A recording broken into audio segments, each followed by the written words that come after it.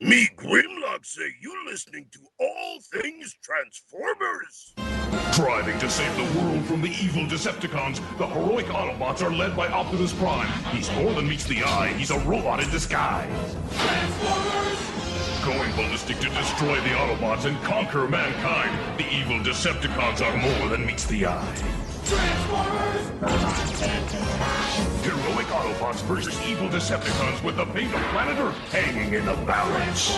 Transformers Generation 2.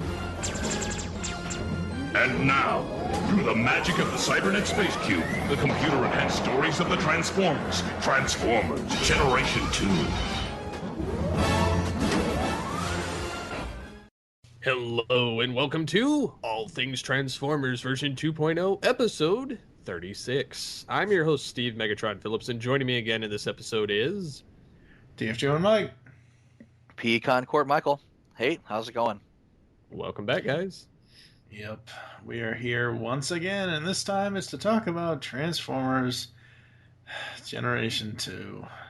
My initial disdain for G2 has nothing to do with the comics, the toys, any of that. It's the fact that it wasn't a new cartoon series. It was a repackage of Generation 1. As far as the cartoon goes? Yes. Oh, okay. I was going to say, Yes. because a lot of the toys were repackages of Generation 1. So I can see how that would be a bit of a letdown, but... Well, Megatron was never a tank before. Well, So, you know, they had the Dinobots, Well, they had the Constructicons, they had the Mini-Bots, or a small subset of the Mini-Bots. yeah. Some of the cars, like Inferno and Jazz, they got repaints. Yeah. The Seeker Jets... Oh, yeah. Well, I shouldn't say jets, but you know, a couple of them got repaints. The aerial bots, the Combaticons, they all got repaints, and they're cool if you like Dayglow. If that's your thing, you know, then yeah. But yeah, a lot of those G2 toys are hard to find. I want to say I still have one. They were KB exclusives, weren't they?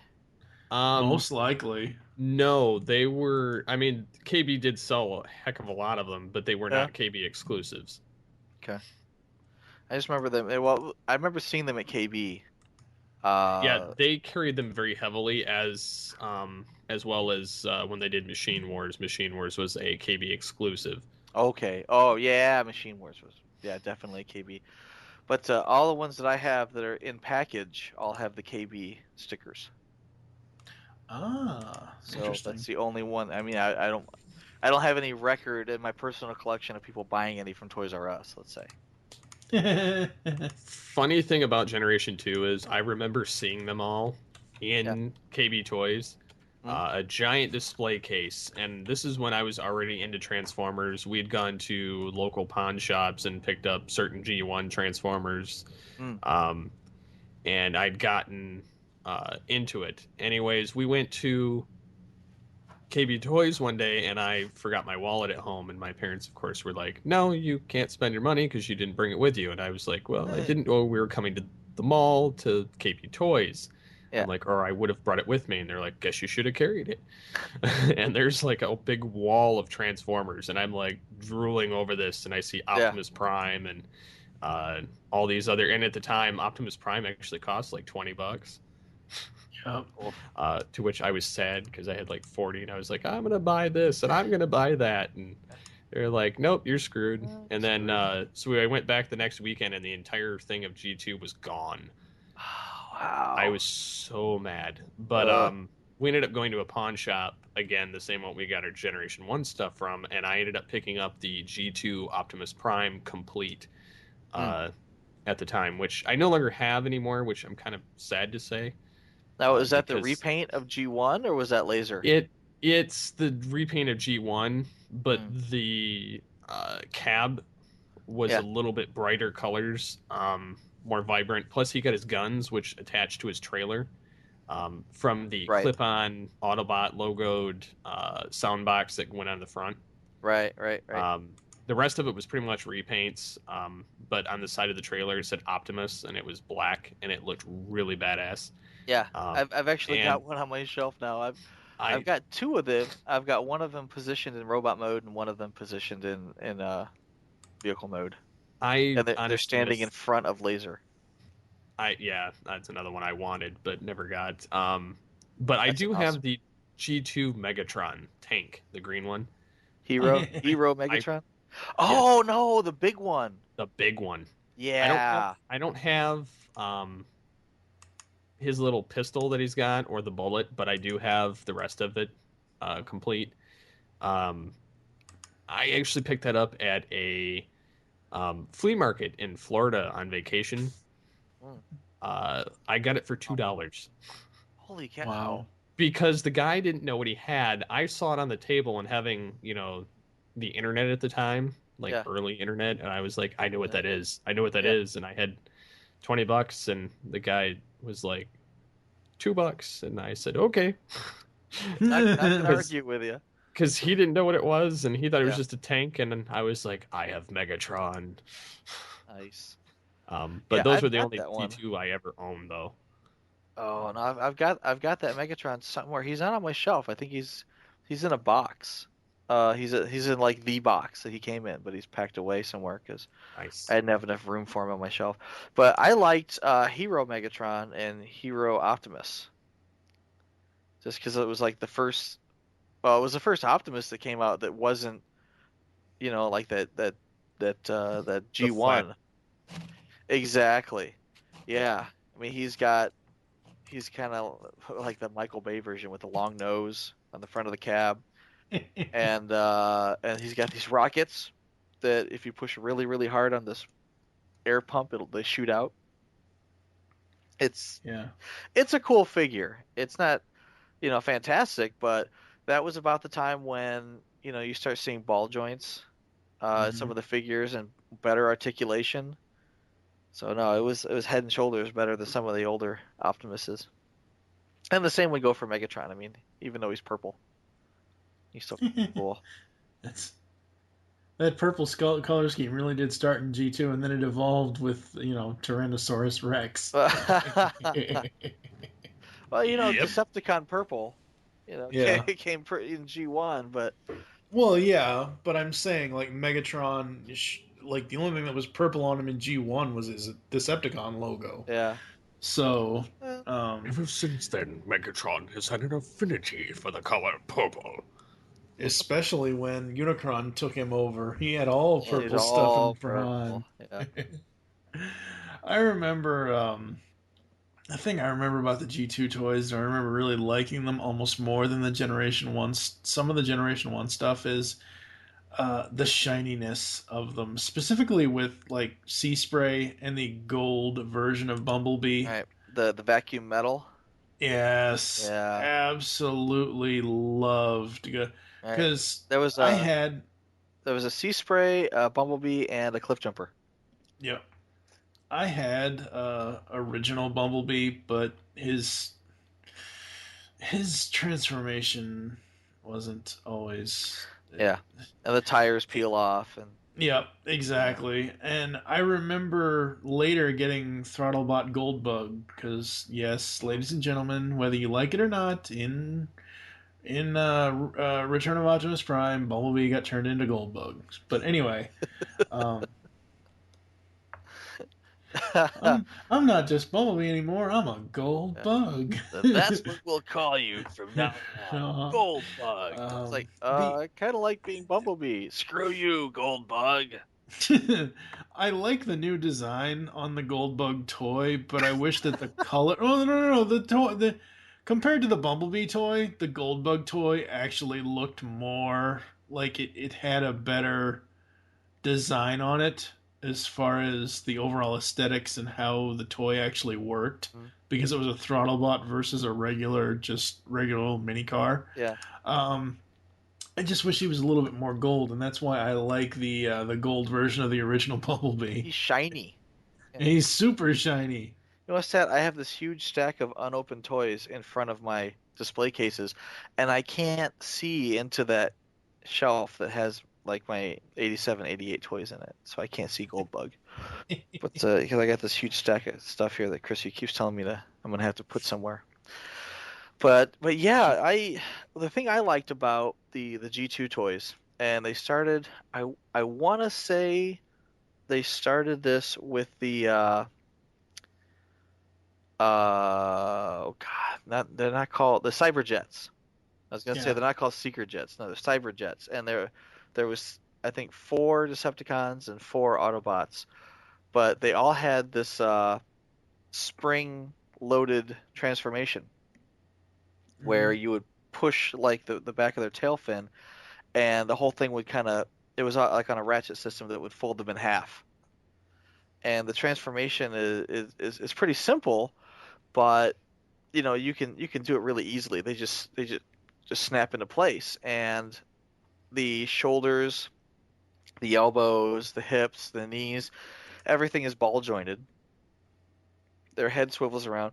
They're very posable, and they're just really cool toys. But I really like those, and I was really surprised how cool they were when I first started getting into like the G2 stuff.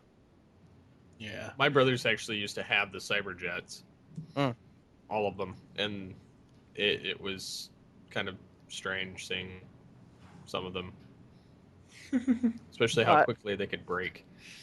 Oh, don't break my Cyberjet, bro. Yeah. I like this, and I want to say the Machine Wars, they just repainted a few of these. Probably. I want to say they did a few of them. Yeah, I'm looking up at the Machine Wars jets, and I'm not seeing which ones exactly match up side by side with the Cyber Jets, so I could be wrong. But yeah, like I said, I really like them. I really like the color schemes on some of these. I mean, we literally have like orange and red tiger striped jet. It's like, how cool is that? Hooligan. Hooligan. And the one with it's a stealth bomber, but he's black with flames. Air raid. He's cool. Yeah, I couldn't tell you their names offhand. What's sad is I remember most of them. The funny thing too is a lot of these G2 guys had their names on them as stickers. The gray one that was Jetfire. The gray camo? That's Jetfire? Yep. I have yeah. that one. See, he's cool because the wings actually spread out. He actually goes into like the wings flip out into attack mode. He's just really cool. Some of these had like flick missiles, like pressure missiles that would shoot. And then I want to say the later ones had like bombs underneath on the undercarriage that would pop off and would become their gun. And I don't think those are actually cyber jets. I mean, this might be something different. The Jetfire Cyberjet was very white and gray, and it did look like white and gray tiger stripe. It was camo, the white and gray, and then Air Raid was black. Strafe was green and brown. And then you have the other Cyber Jets of Hooligan, Space Case, and Skyjack. And Skyjack was a black and red. Space Case was like a checkered white and blue. Yeah. Okay. And then you have I love that color scheme. So that's where they got the color scheme for what's that repaint? Was it Sky Shadow? Yeah, Sky Shadow. They got it from Skyjack. The red and black color scheme. Sky Shadow was one of the generation repaints. Exactly. Yeah. Yeah. I love that color scheme. I know they've done a repaint of Space Case, and I know they've done a repaint of Hooligan, and I forget exactly who it was now. Or what? I don't even remember what series it was or when they Hooligan repaint was it's crap. Damn it, Michael! Stop predicting stuff. Yeah, I remember. What am I going to talk about? Yeah, I don't remember this. I'm looking at the tiger stripe for Hooligan. He's I want to say it was one of the movie toys that they repainted. No, it was oh god, the one with the trident. Oh crap! Uh, Deep dive, depth dive. Oh crap! I can't remember. I know what you're talking about. Yeah. And the sad thing is, I probably have him, and he's in this pile of toys I haven't opened. I have no idea. I can't even see inside here anymore. Was he homaged in Revenge of the Fallen? Because he was called Fear Swoop in Revenge of the Fallen, but it had this hooligan's exact paint style. I'm looking on my fallen shelf here to see if I can spot him, and I don't see him offhand. But yeah, no, I mean, like I said, I've seen a lot of Cybergent repaints over the years, and it's like, wow, it's cool that they would pay homage to these G2 guys that people may or may not have ever seen. I definitely think with Generation 2 that they definitely pushed the envelope more on the colors of the robots.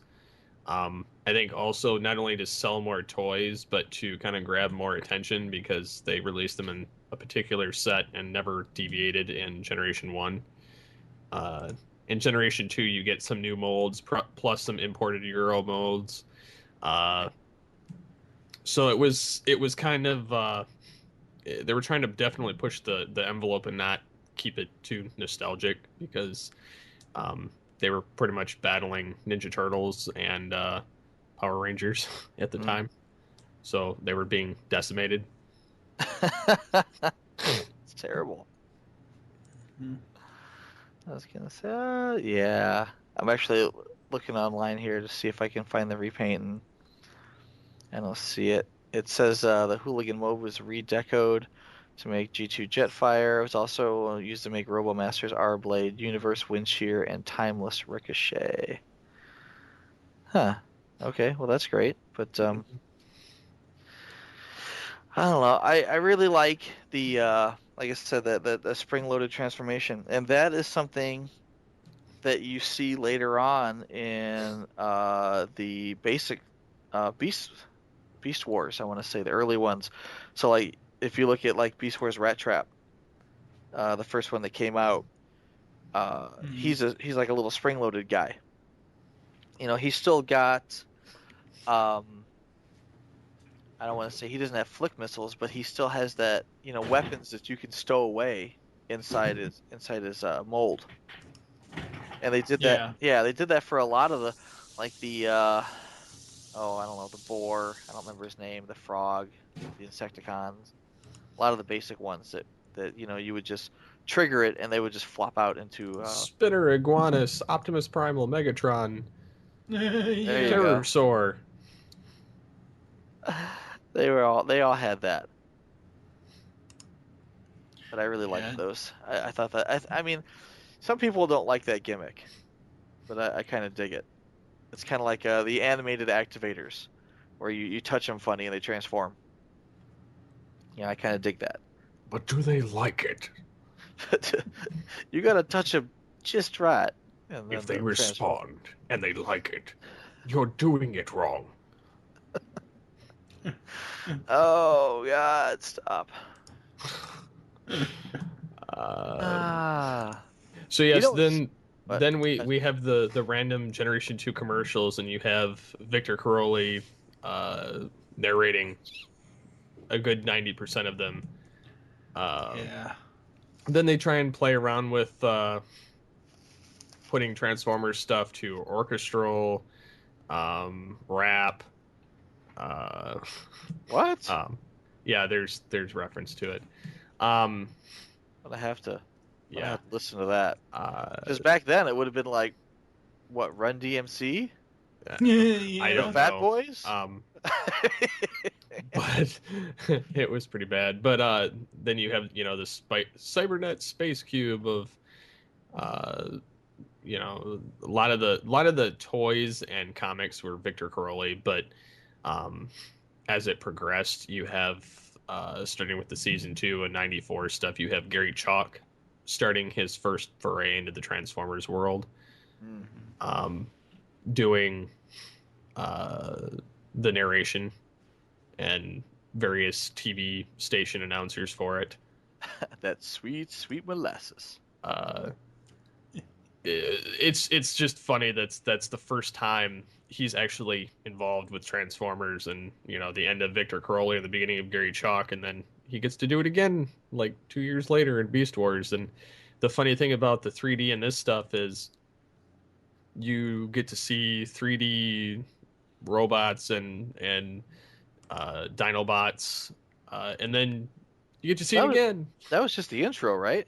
Yeah, just the Cybernet Space Cube Yeah. and intro crap. Randall Ng went back and did he went back and redid that initial intro with more up-to-date graphics, and it looked really sharp. But he's a genius, and it's he is awesome. day. Yeah, Yeah, that's he's true. very Yeah. awesome. He is very, very genius with his work. It's insane the level of quality he has. Yeah, he's a good guy. Yes, definitely. Especially his Transformers Gangnam Style. Everyone and their brother's trying to steal. I know, that's horrible. He How are you going to steal from the guy? He always posts, someone else stole my video. I reported him. Okay. It just shows you the popularity level of it. It's not good until someone tries to steal it. The one I was thinking of for the redeco was Hunt for the Decepticons Terror Dive. There you go. For the one that had the trident, the black and orange redeco for the jet. That's what I was thinking of, was Hunt for the Decepticons Terror Dive. No, Randall is awesome. Randall, and when he teams up with Dr. Smoove, it's just amazing. I actually asked him a couple of years ago if he would come on the show for an interview, if actually both of them would, and he said, "I'll have to get back to you." So I'll have to message him again and see if we can get at least him on. Yeah, you'll have to get back to him. Yeah, I'll have to see if that's still a possibility. I get the impression that he's shy. Eh. Because I don't know him personally. I just know him from Facebook and from chatting back and forth. Yeah. But like when you see pictures of Mini Chief at the Halo convention, a lot of pictures of Mini Chief, no pictures of Randall. Well, the focus is on his work. He did build the costume for his son. Well, that's true, but no one's gonna say, "Hey, Randall, let me get a picture of you and your kid," because I would totally do that. I'd be like, "Let me get a picture of you." I don't know. No, like you're really right. Nice guy, top notch. Yeah. Yes. Heck, if we can get 40 minutes out of John Delancey, I'm sure we can get enough time out of Randall to talk about his work. Har.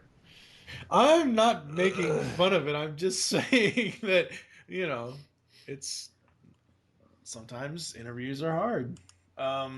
As far as G2 goes, I still enjoy seeing a lot of the toys and what? Well, I was going to say, do either of you have any familiarity with any of the comic line? No. The G2 line? Yes.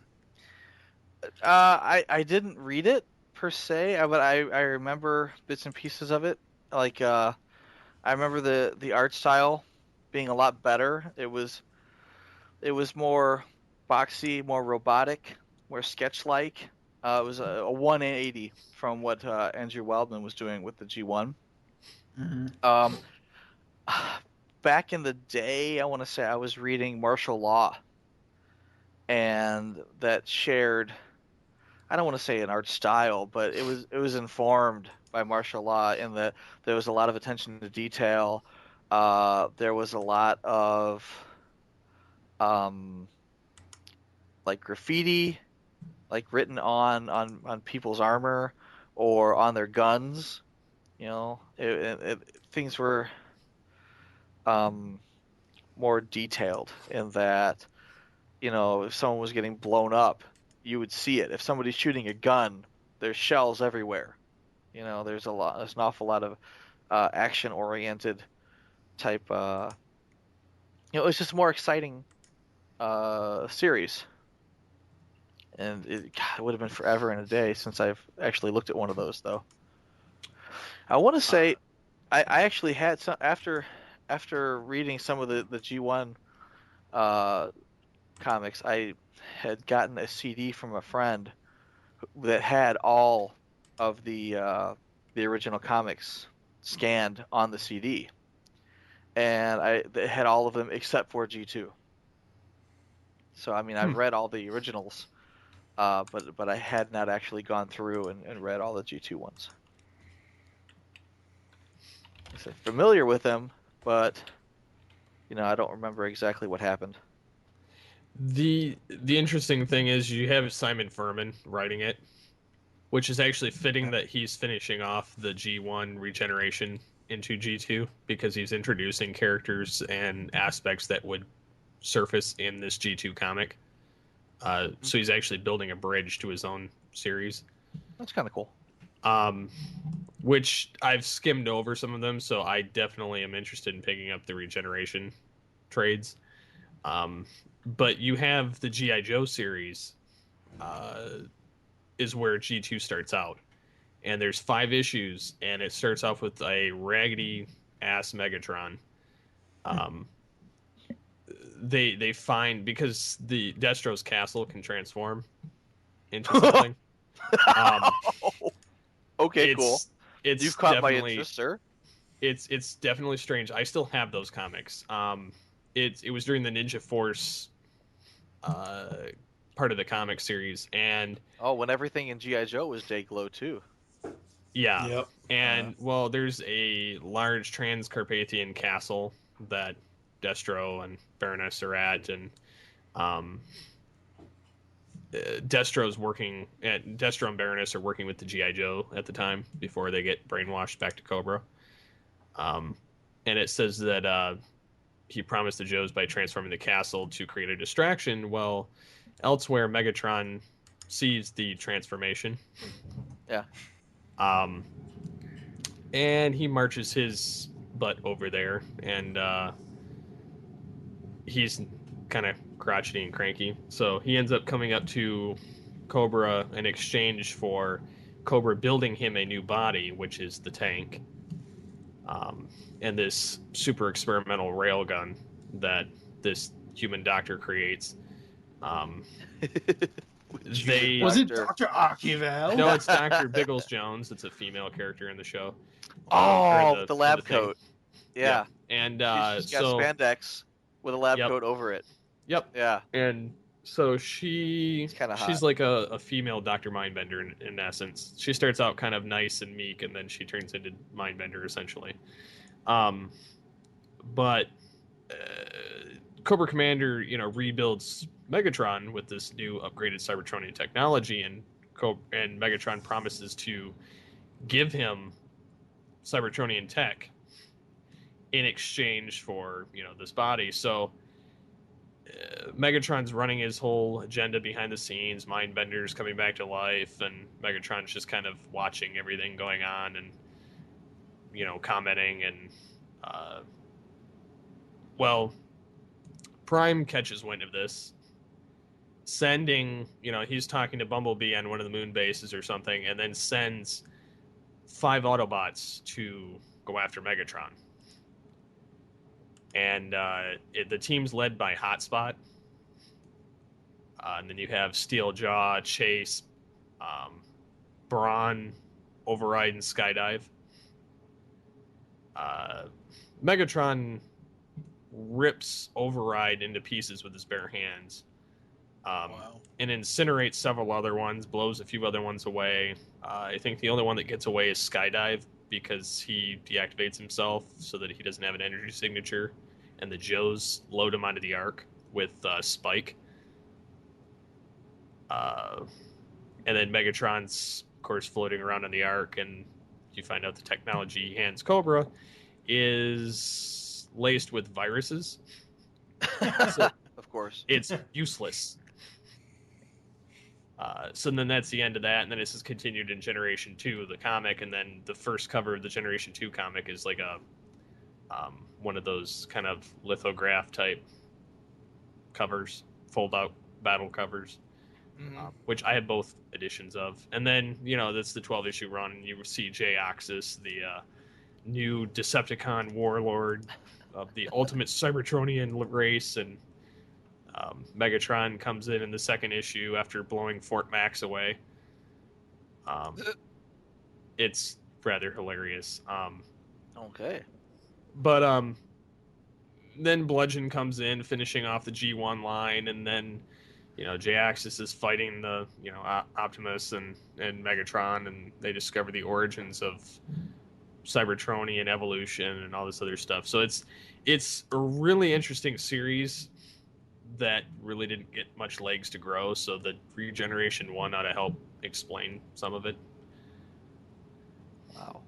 Yeah, I'm actually looking at the TF Wiki now at the covers, and they are just really, really cool. Well, and the funny thing is they have this Derek Yaniger, who did the pencils, and Manny Galan picked up a lot of the guy's slack, and then the Yaniger did most of the covers, and it's really rough, but it's really cool. Wow. Yeah, no, it's really neat. Oh, and there's the Grimlock. They're back to looking like robots and not like human-faced. Yeah. Yeah. I'm looking at the cover for episode for issue 1 here, and it's like you got that attention to detail again where Optimus Prime here's got shells stuck in his head, and he's like leaking energon into his eyes, and it's kind of It's real rough. Yeah, it's kind of hardcore. And it says, "This is not your father's Autobot." It does. Oh, that's funny. And then the next one says Fort Max gets the axe, Killing Frenzy, Dynamite, Alas Poor Bludgeon, I slew him well. That's the one with the skull. Yeah. That is cool. Oh, yeah, because Bludgeon's a skull. Yeah. Prime Target, Death is Afoot, Optimus Prime and Megatron, enemies and allies. I kind of wish that I read these now. The Swarm.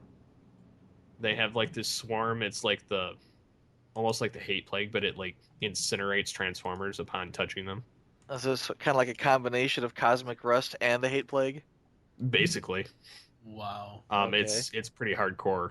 I don't know if that's really, really cool or really, really derivative. I'm not sure. If he has to open up the Matrix to destroy it, then that's really, really derivative.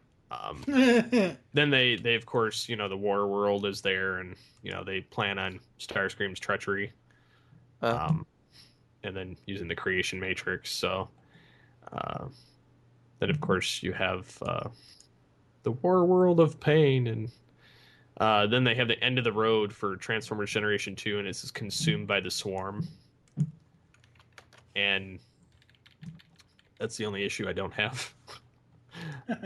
But I have read it, like the digital reading of it, and you get Primus involved. You get a bunch of other. They have an entity known as the Liege Maximo, which I was always confused of who the hell he was. Is that like setting themselves up for another series, or? Well, the Liege Maximo is supposed to be evil. Infinite evil, the counterforce to good in the universe that cannot be truly defeated. So it says when the first primes were created, so was the Liege Maximo, a robot who now considers himself the opposite, the ultimate evil. So he's like the original Decepticon, basically, sitting at the hub, network of planets. That's not at all. So is he gonna get in a fight with Unicron to see who the bigger badass is? I think he's like Unicron's like the top evil, and then Liege Maximo's like right below him. He's supposed to be one of the original 13. Okay then. Which I would have liked to have seen more interesting information about him, but yeah, I think that they kind of mentioned him somewhat in Transformers Prime. Yeah, I've heard the name pop up here and there, but again, I didn't really know the. It's kind of like Jhiaxus, I'm kind of familiar with, the idea. It's like, yeah, he was a bad guy that came out in G2, but I don't know much about him. He would be Yeah. essentially like the Fallen. Wow, that's crazy. Worthless and rustworthy. And then they revived G2 again in the timelines for the conventions at one point. I think G2 was the 2009 convention, or Well, that's when the Hartman brothers brought Simon Furman back to write for him. Yeah. And I didn't really consider many of those canon, but No. I'm talking about like more recently. I think it was it 2009 or 2010 that they did Generation 2 again. Yeah, it was 2010 that they did Generation 2 again without the Hartmans. Oh, okay. Well, at BotCon, Pete Sinclair was one of the editors, and then they had Trent Troop who did the. I don't think that was 2010. It was. Okay. I got it pulled up. The Trent Troop guy. He was one of the guys that wrote it. Yeah. But he also was one of the guys that did Theft of the Golden Disc. I don't think I went to that one because I don't think I got the G2 box set. I've never been to BotCon. I don't know if I ever want to go. I'm really surprised too because in 98, 99, when I first started going, they had them here in Fort Wayne in Indiana, and that wouldn't have been that big of a trek for you. Yeah. Well, hell, they had it an hour and a half away in 2006 in Lexington. It wouldn't have been that big of a trek. They had it another hour. Yeah, they had it again another hour and a half away at Cincinnati for 2008. I would have died to go to the Shattered Glass 2008 convention. That would have been awesome. I was there for that one. I was in the Chicago one too. And we're back to all things Transformers. We had a technical glitch where TFG1 Mike disappeared on us. It was unfortunate. Yes. But, the internet is for... That's not for that. I guarantee. No, it's Starscream's ghost got him. Or the Cybernet Space Cube. Cybernet Space Cube. Blame it on the cube. So, I guess we'll wrap this up, because we've pretty much covered everything like we mentioned off air. Mm-hmm. So, anything else you want to bring up before we say? Aside from the fact that I was kind of getting out of Transformers collecting long before that G2 came along. I mean, I was in college and was still interested in like toys and like going in and seeing what toys were there, but by then I wasn't buying any more toys. I kind of wish I had though, because they actually reissued the G1 Dinobots for the G2 line, and I love Dinobots, and I especially like these because they issued them in different colors. So I mean, you can get a Slag and a Snarl in green, or a Slag and a Snarl in red. They had Grimlock in blue. There's a really rare turquoise Grimlock that is floating around on eBay for $1 jillion. Wow. Yeah, well, I exaggerate. I don't know how much it is, but I remember when I was actively trying to buy up G2 toys, like 10 years ago. They were fetching a premium for the turquoise. But yeah, I didn't even know that they had them. Yeah, well, in different colors anyway. Yeah. Oh yeah. Yeah. No, they started off in G2 by re-releasing them in the same colors. Now, I don't know the difference between a G1 and a G2, gray Grimlock, because they look the same. But then after that, they re-released them in green. They re-released them in red.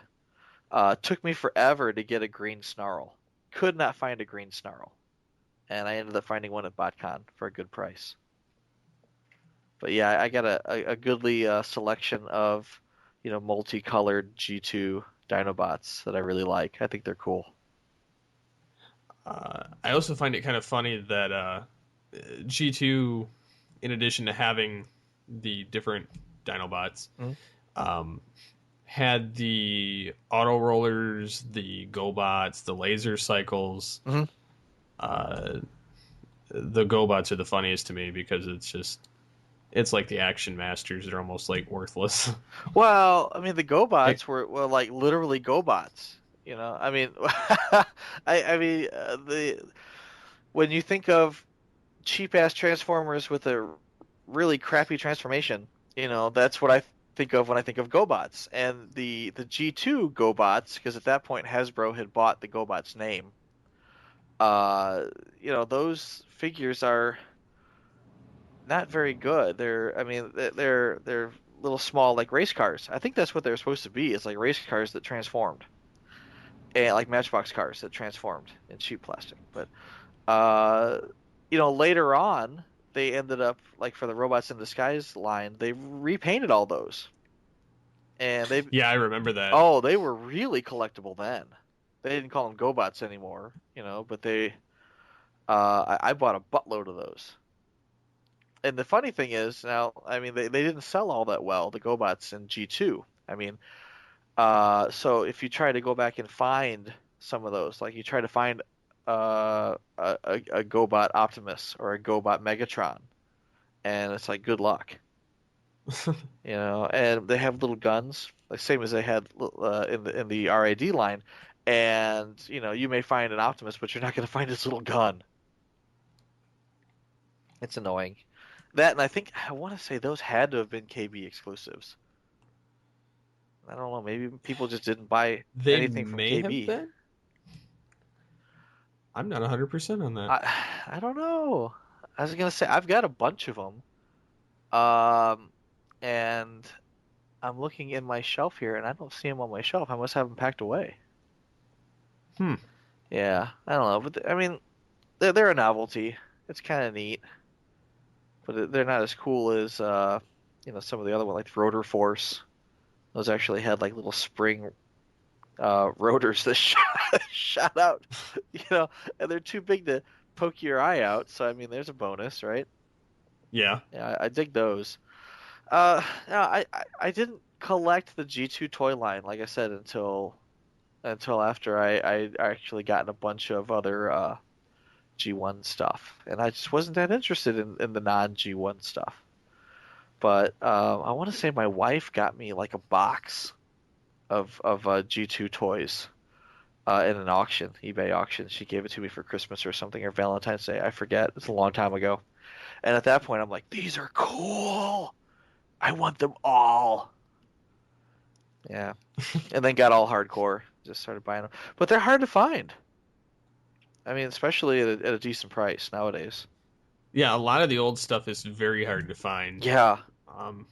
Well, I mean, that's the nice thing about BotCon, or back when I used to go, I would show up and there would be a decent selection of G2 stuff. There'd be a decent selection of old, G1. There's always a table that just had 100 combiner sets. It's like, remember that Pawn Stars episode where the guy had like just a rows of Devastator and 10 Superions lined up in various states of completeness. That's what these tables look like at BotCon, or at least one of them that I remember. There was one guy, he literally just had a whole table, 6-foot long table full of combiners just lined up. So just come and get them. It's really cool. If you haven't been to one of these, you really got to go. I haven't been to BotCon, but I've seen some of that kind of stuff at TFCon. Yeah. It's really neat seeing old figures and custom figures and things you'd never think you'd ever see. It's like, no. Wow, holy cow, I didn't even know those existed. Like the first time I saw Metro Titan, holy cow. Just freaking amazing. But yeah, a lot of this old G2 stuff you've never seen before. I didn't even know this existed. Well, like one of the funny things about G2, the ATB, the Advanced Tactical Bomber of Megatron and Starscream, that actually was used in Beast Wars 2. Right. as Starscream, I believe. Right. And then the Dreadwing, they just recently redecoed that into Megatron for IDW. Oh no! The bomber. The Dreadwing with Smokescreen, they just turned that into No, that stealth bomber look. They turned it into a figure, and now they're selling it. It's not. It's not the same it's not one. the same It's... set. No, I've got like 4 of those. Cause I've got the Japanese one, and then I've got the G2 one. Not. I've got Cliff Jumper and Smokescreen, or was it Cliff Jumper and Smokescreen? I think it was Cliff Jumper and Smokescreen. It may have been. And then they repainted that again for it wasn't Robots in Disguise. It was what did they repaint that for? It might have been Robots in Disguise that they repaint. Yeah, it is. I'm looking right at it. He's they repainted him in gray or green. He looks really good. Yes. Yeah, no, I dig it. But I mean, it's like, how many of these do you really need, you know? but the one that actually was supposed to be Megatron and Starscream, that was never released. Huh. Yeah, no, there's they made a couple of them. They made a couple. I want to say like 2 of them were made, and then maybe 1 or 2 more were actually put into sample boxes.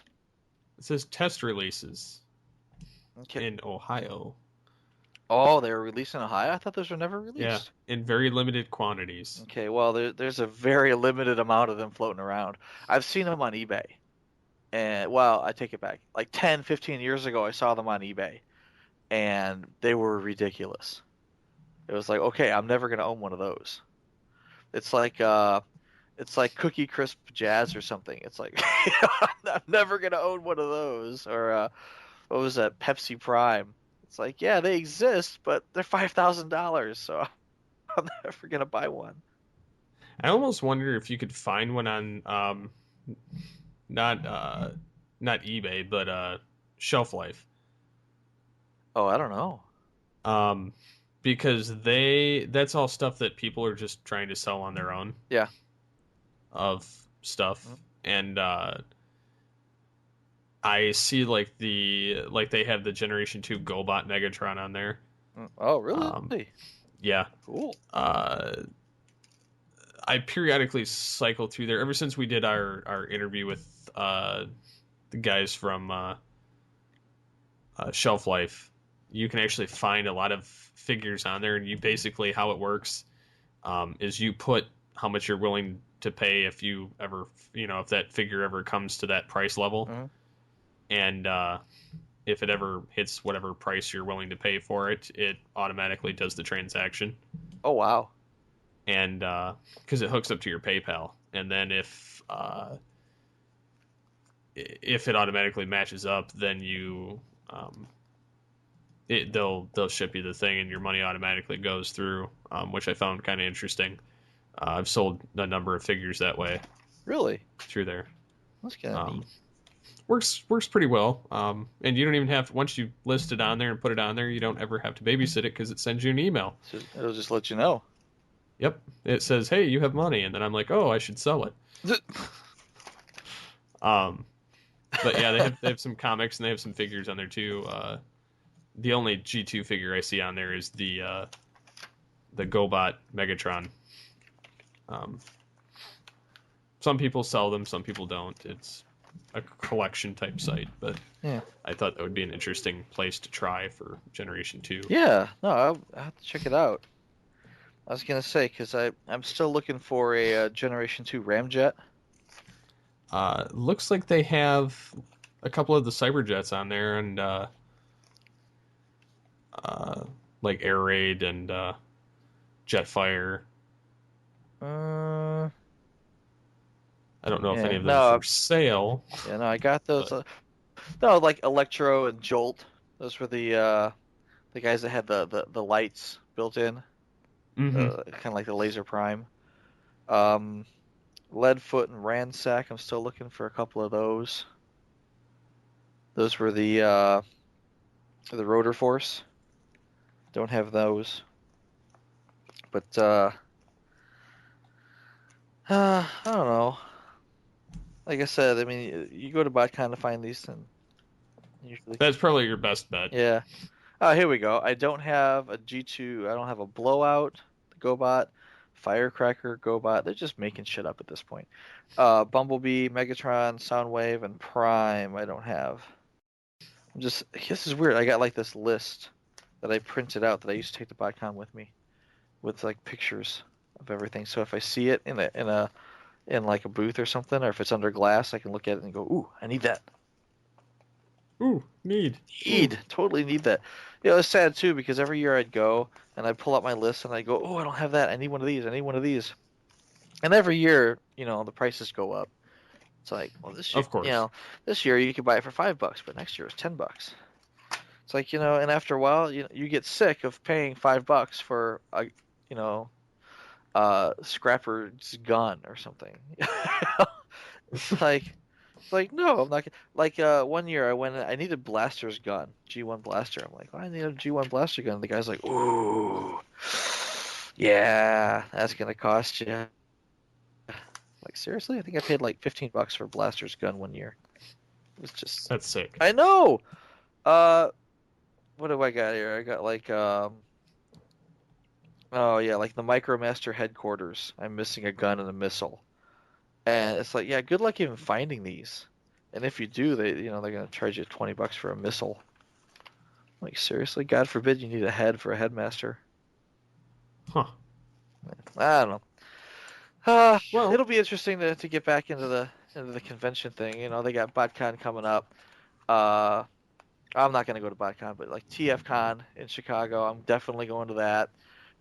There's an anime convention in Chicago that DC Douglas is going to. He's the voice of Chase on Rescue Bots. We're gonna go see him. Ah, nice. Pretty sure we're gonna go see him. Yeah.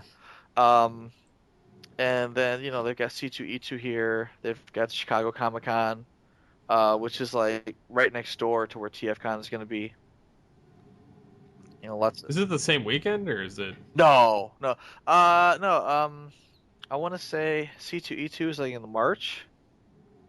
And Chicago Comic Con is, I want to say, August. Yeah.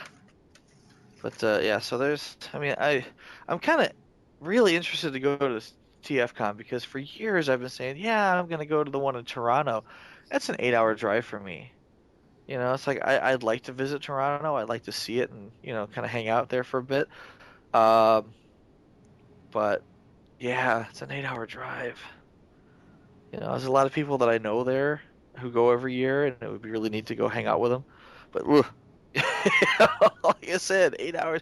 I went to Niagara one year when Christy and I first started dating. We drove up to Niagara, and that, like I said, 8-hour drive, and it was fun. It was interesting. It was a nice tourist trap type of thing to do. But and we were within 10 miles of Toronto. We could see it from where we were on the was it Queen Elizabeth Highway? Okay. Yeah, and we're like, oh, look, over there is Toronto. But, yeah, like I said, it's a bit of a schlep. So it's cool that they're coming to Chicago, because, I live in Chicago, or damn close to it. Close enough to it that I can say I live in Chicago and get away with it. Yeah. Yeah. I'm going to try my damnedest to get there this year. I'm telling you, you come here, you shack up with me for a couple of days, and we'll drive in together. I will definitely try and make that a thing and make it happen. Yeah, like I said, you just drive down here. It'd be what, 3.5 hours for you to drive to Chicago? Maybe about 3, maybe 4 at most. There you go. I could do it. My wife worries about me. I have this bad habit when I drive, but falling asleep. I used to. I do that. I mostly do. I mostly do if I'm driving and there's other people in the car. If I'm by myself and I'm rambling by myself, for some reason I can stay awake. I don't understand it. That's but weird. Yeah. it's strange, but yeah, I think I could definitely make the trek. Yeah. No, I mean it's not that big. I mean, like I said, I mean we've driven to like Lexington, we've driven to Cincinnati. Back when BotCon was in places other than Pasadena, we used to go every year, and we'd make a weekend of it. But yeah, it's not that bad of a drive, and like I said, you don't have to worry about hotel or anything. You can come check up with me, and I live 45 minutes away Not bad. from O'Hare. I mean, if I'm driving rush hour, it's gonna be a little bit longer, but on a Saturday, on a Sunday, nah, it's 45 minutes. And what we can hang out. It'll be cool. Yeah. It'll be a neat thing. So, I think we'll close out this episode of All Things Transformers, and sorry, TFG1, or TFG2, Mike. Yeah, it's just not the same. Yeah, it's just not the same. TFG2, Mike. Yeah, we'll call him TFG2 for the rest of the episode. Just this once, yeah. Yeah, just this once. Well, he is going to do the TFG2 podcast with the Cybernet Space Cube and everything. I know he hates that cube. The YouTube version with the video will have the Cybernet Space Cube. It'll transform into Mike's TFG1 logo and then transform back into TFG2. Wow, that's asking a lot. I know. It'll collapse on itself. TFG.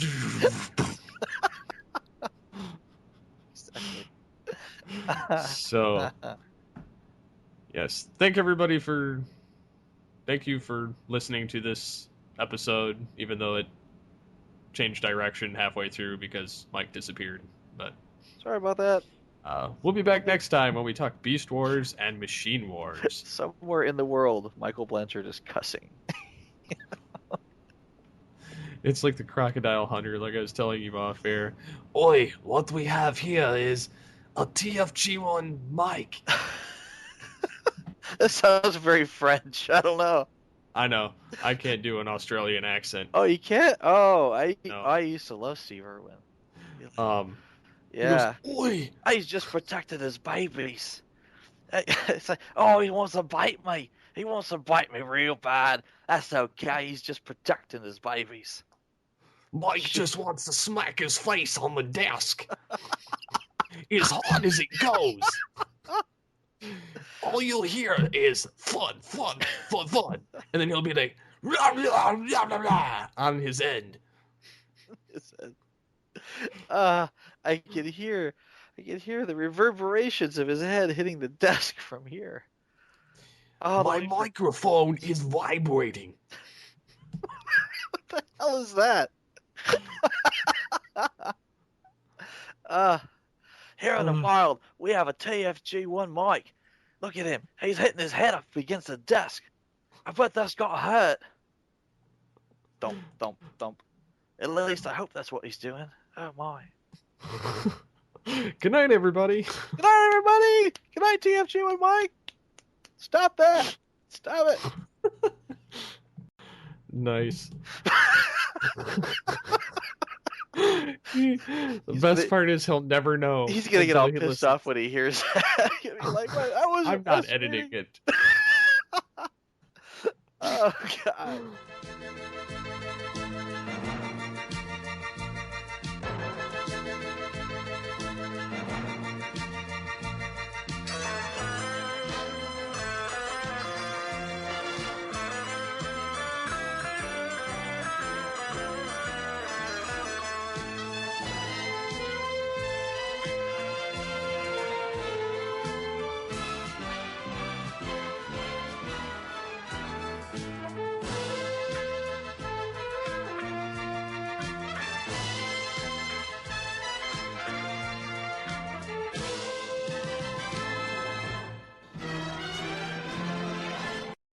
Wait.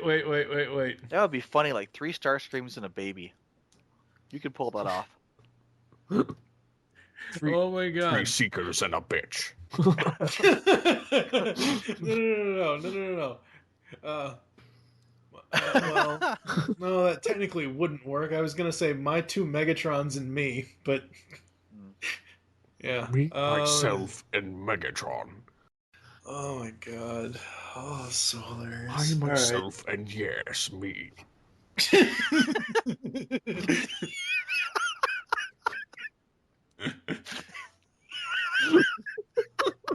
I was trying to think of. Were you recording any of this? Yes, my That's God. great. I was trying to make a My Buddy reference. I was like, how can I get My buddy, my buddy.